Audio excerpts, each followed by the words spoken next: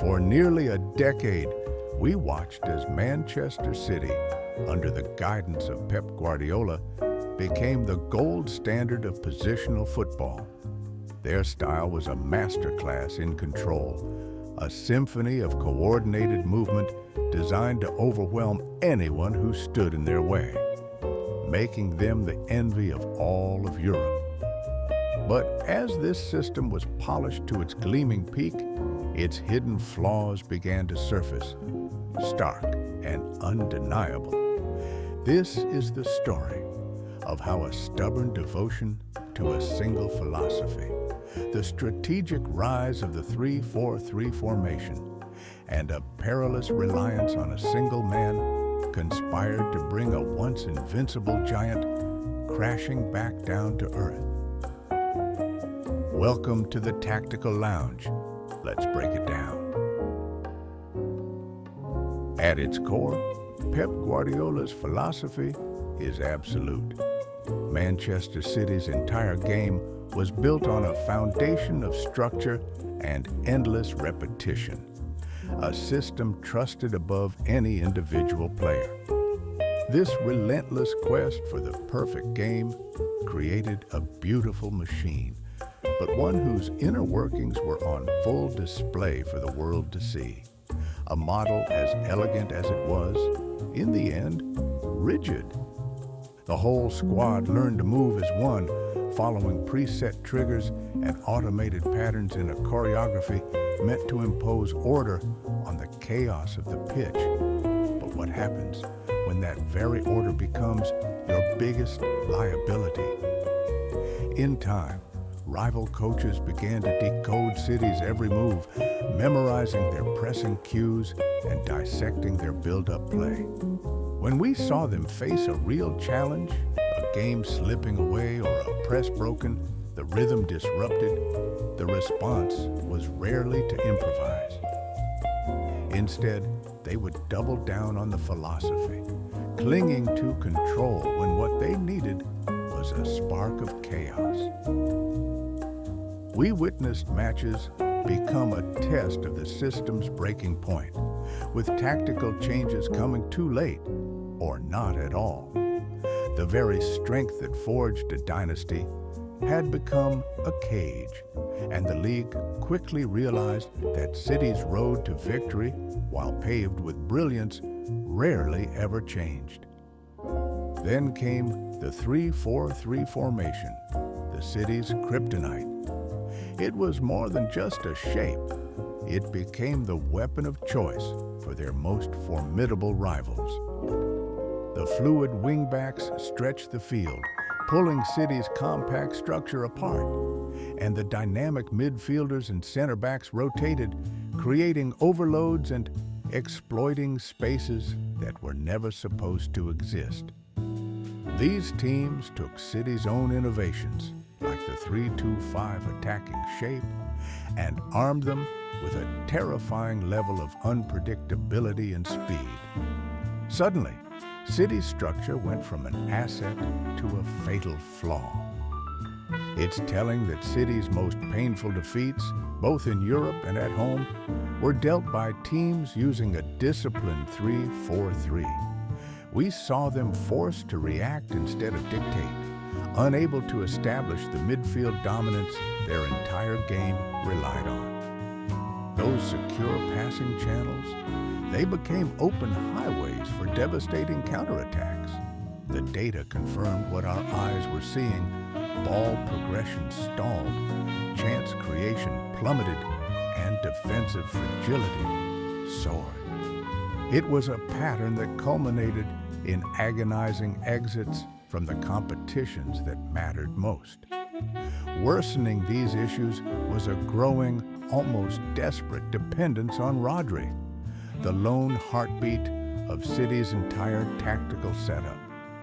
Guardiola's system is built around a single midfield pivot, a player who needs a rare blend of intelligence, vision, and physical presence. With Rodri, the machine hummed. Without him, it sputtered and died. City's win rate plummeted in his absence. Ball recoveries dropped, passing accuracy fell, and even world-class replacements couldn't fill the void. Opponents knew it too. They targeted this single point of failure, exposing just how fragile the system had become. The consequences were devastating, and looking back, perhaps they were inevitable. A fortress isn't built overnight, but its cracks appear all at once when every opponent arrives with a new sledgehammer. Tactical stubbornness, the evolution of the 3-4-3, and the over-reliance on a single player brought the empire to its knees. Manchester City's collapse wasn't a sudden event. It was the slow, grinding outcome of their own towering success. Yet, from the rubble of that collapse, the seeds of a new beginning were sown. Only by hitting rock bottom could Guardiola truly begin to build again. And with that, our session in the Tactical Lounge comes to a close. See you next time, when we explore how this story of collapse transformed into one of the most awkward, painful, but ultimately essential experimentation on the path of Pep's big, beautiful rebuild. The 2024-25 season is a year that will forever be etched in Manchester City's history as the moment the dynasty faltered. The king is dead.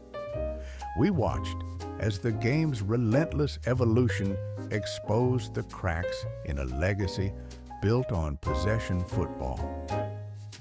Welcome to the Tactical Lounge. Let's break it down.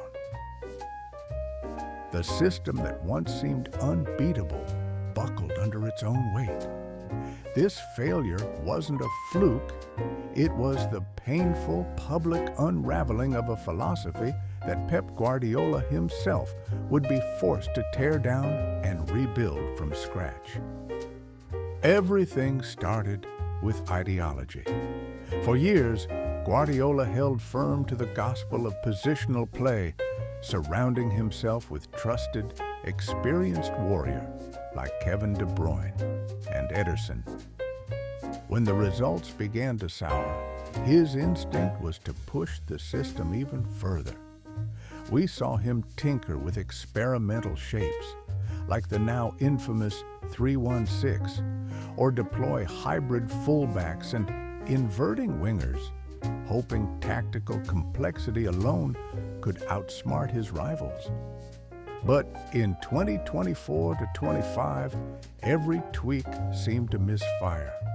That 3-1-6, designed to pin opponents deep, it left Rodri isolated and the backline horribly exposed to swift counters. Young players thrust into these experimental roles, like Rico Lewis, showed promise but lacked the consistency to hold the line when the pressure mounted. Game after game, we saw the automatisms and chemistry simply break down. City's decline was magnified by the struggles of its aging core. De Bruyne, for all his enduring brilliance, looked increasingly unsuited for the demands of a high-speed press, his defensive gaps creating problems in midfield. Ederson, long the symbol of composure, began to look unnervingly human as costly errors crept into his game. The squad depth that was once their greatest weapon now felt like a collection of mismatched pieces. With every disappointing result, the same question echoed: why stick with the old guard when their edge was so clearly gone? The pressure became suffocating, not just from within, but from everywhere. Pundits and media outlets relentlessly questioned Guardiola's stubbornness, debating whether his methods had finally been surpassed. Every mistake, every soft goal conceded, every midfield collapse, every transitional disaster was held up as proof that he had to adapt or risk being left behind. Even the fans grew restless, questioning the endless tactical shuffling and the sterile possession that led nowhere, while rivals celebrated speed, directness, and raw vertical power. By the end of the campaign, the failure was absolute. No trophies. The worst defensive expected goals numbers in years. The structural flaws were so obvious that building from the back, once City's superpower, now felt like a liability. Those key moments we all remember, the helplessness against direct counters, the inability to break down a low block, the losses to teams they once dominated, all confirmed it. A revolution was not just needed, it was necessary. And so, the painful experiment gave way to a necessary overhaul. The 2025-26 season began not with small adjustments, but with a hard reset. Icons departed. De Bruyne, Kyle Walker, Ilkay Gundogan, and Ederson left. Their legendary contributions honored, but their limitations in this new tactical era acknowledged. In their place came a new wave, chirky, bold, and audacious, Tijani Regenders, an athletic, progressive midfielder, and Gianluigi Donnarumma, a commanding force in goal. The message was unmistakable. Tactical evolution means nothing without fresh, hungry players to drive it. This shift was more than just a change in personnel. Pep began dismantling parts of his philosophy that once seemed sacred. The squad was trimmed, demanding greater positional flexibility and a new emphasis on verticality. Formations were no longer cage but tools. The early matches showed a team still finding its footing, but for the first time in a long time, the blueprint felt clear and pragmatic. This period was a trial by fire, a necessary agony that laid the foundation for what was to come. Legends were shown the door. Old certainties were abandoned. Pep decided to watch it all burn to clear the path for a fresh beginning. And with that, our session in the Tactical Lounge comes to a close. See you next time, because what comes next changes everything. The shackles are off, and Guardiola is about to unleash a new ruthless city, built to conquer the modern game, no matter the cost to his own legacy. The story of Manchester City's 2025-26 season is one of such radical transformation that it's hard to believe we are watching the same club. Is this City the team that played liquid football? No, it's something different. It's more direct, ruthlessly pragmatic, and a bit uglier. Pep, the ultimate idealist, admitting sometimes you need to get your hands dirty to win. By breaking all his own rules, he's made his team stronger. Welcome to the Tactical Lounge. Let's break it down. Let's look at City's 1-0 win over Brentford. On paper, it seems boring. A minimal win, followed by a controlled performance to see out the match. But if you look closer, you see the new DNA. By breaking every rule he once lived by, Guardiola has made his team more resilient, more unpredictable, and paradoxically, more dangerous than ever. Guardiola no longer needs to flood the pitch with creative players or demand wave after wave of attack. Instead, this new City smothers games with suffocating control and discipline. Possession is no longer an end in itself. It's a weapon used to dictate tempo and shut opponents down, not to chase some abstract ideal of beauty. The opening goal was a perfect example of the new playbook. A simple, direct long ball from Guardiola, a perfectly timed run from Haaland, a clinical, cold-blooded finish. Haaland makes these moments look effortless, but every movement is a calculated threat. Where the old City might have continued to probe and pass, this new City seizes the advantage and slams the door shut.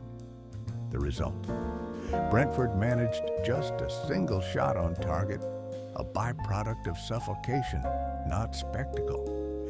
It's a new kind of dominance, one that feeds on the opponent's frustration, not City's own flair. When Rodri was forced off with an injury, we saw the system flex without a hint of fracture. Pep has solved the Rodri dependency by making the old system obsolete.